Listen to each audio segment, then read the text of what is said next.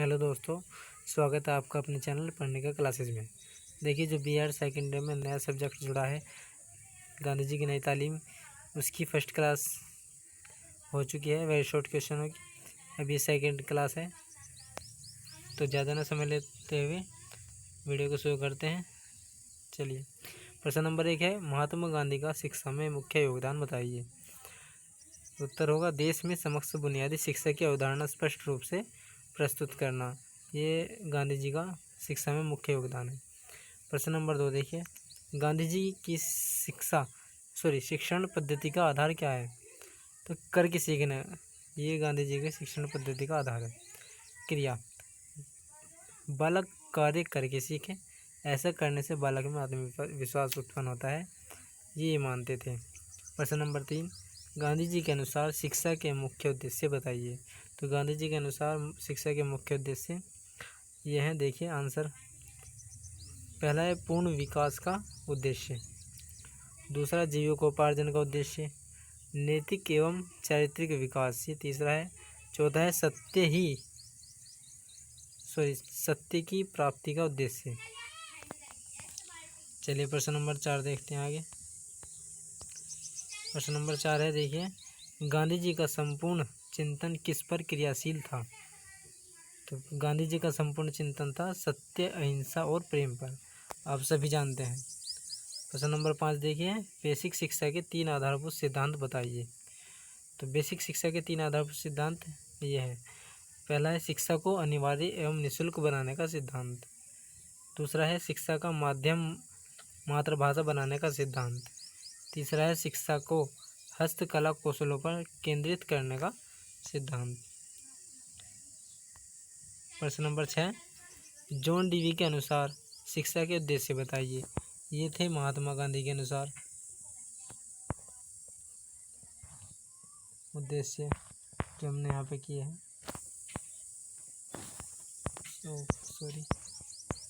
ये और अब हैं जॉन डीवी के अनुसार शिक्षा के उद्देश्य।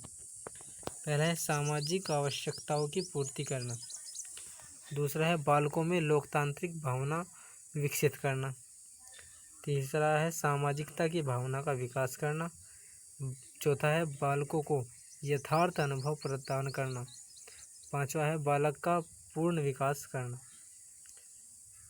चलिए आगे चलते हैं। प्रश्न नंबर 7 देखिए, डीवी किस प्रकार का अनुशासन पसंद करता है। तो डीवी सामाजिक अनुशासन को महत्व देते हैं। उनके अनुसार आत्मानुशासन एवं नैतिक अनुशासन प्रभावी होते हैं। ये आत्मानुशासन को मानते थे और नैतिक अनुशासन को से प्रभावित है।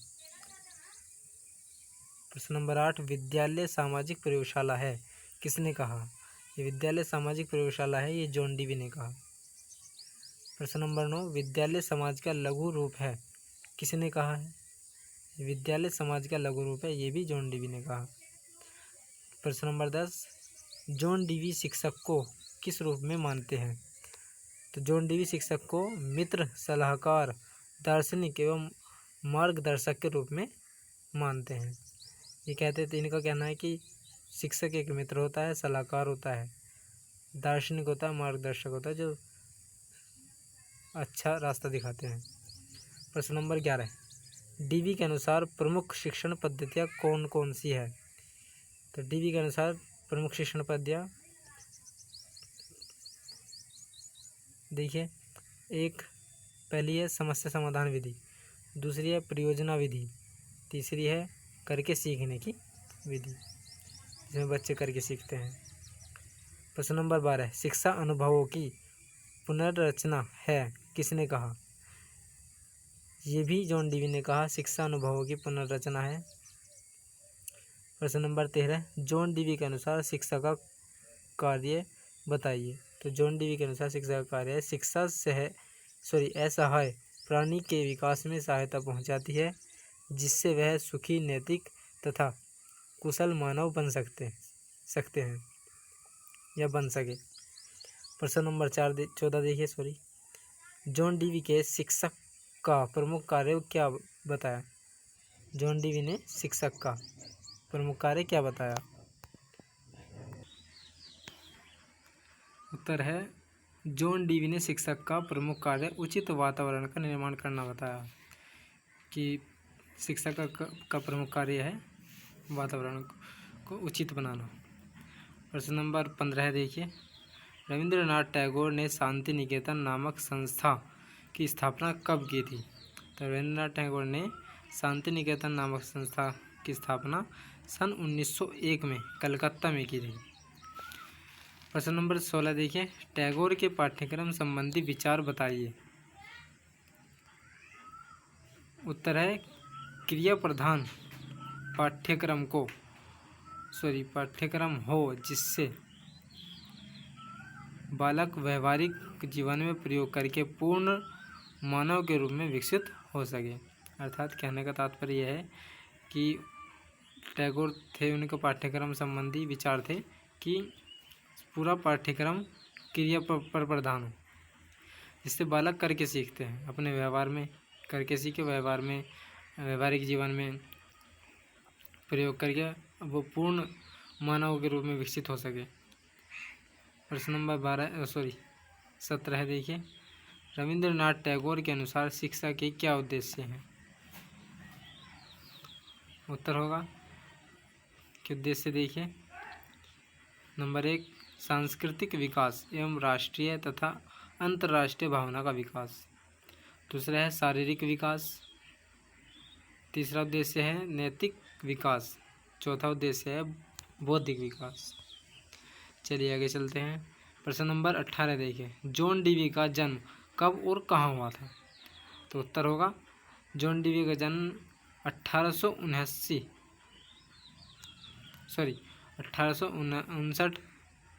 ईस्वी संयुक्त राज्य अमेरिका में हुआ था। प्रश्न नंबर 19 देखिए, जॉन डीवी किस वाद के समर्थक थे? कौन से वाद के समर्थक थे, कौन से वाद को मानते थे? तो जॉन डीवी प्रयोजनवाद को मानते थे, का समर्थन करते थे। प्रश्न नंबर 20 देखें,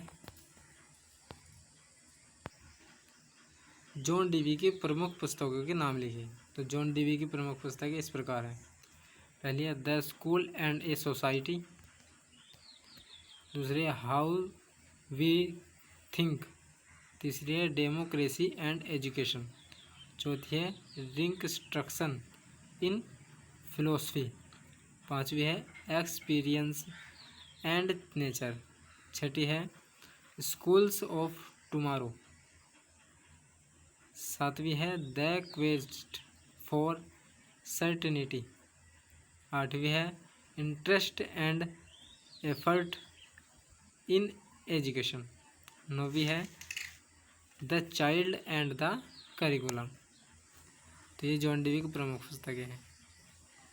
चलिए आगे चलते हैं। प्रश्न नंबर 21 देखिए, जॉन डीवी के प्रयोगशाला विद्यालय से क्या तात्पर्य है? जॉन डीवी के प्रयोगशाला विद्यालय से क्या तात्पर्य है? उत्तर होगा जॉन डीवी के प्रयोगशाला विद्यालय का अर्थ है जिसमें बालक करके सीखता है तथा प्रामाणिक प्रयोगों द्वारा सिद्धांतों को परखता है। प्रश्न नंबर 22 देखिए, गीतांजलि रचना के लिए टैगोर को किस सन में नोबेल पुरस्कार मिला? तो उन्हें मिला था 1913 में। तो आंसर होगा गीतांजलि रचना के लिए टैगोर को सन 1913 में नोबेल पुरस्कार मिला।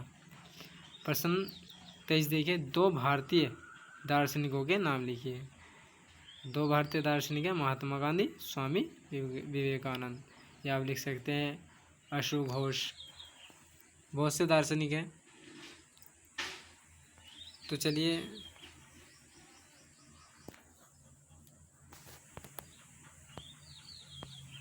हमारी वीडियो अच्छी लगी है तो लाइक कीजिए, दोस्तों के साथ शेयर कीजिए, और नए हो तो हमारे चैनल को सब्सक्राइब कीजिए, जिससे कि आने वाली वीडियो को आपको समय पर मिलती रहे।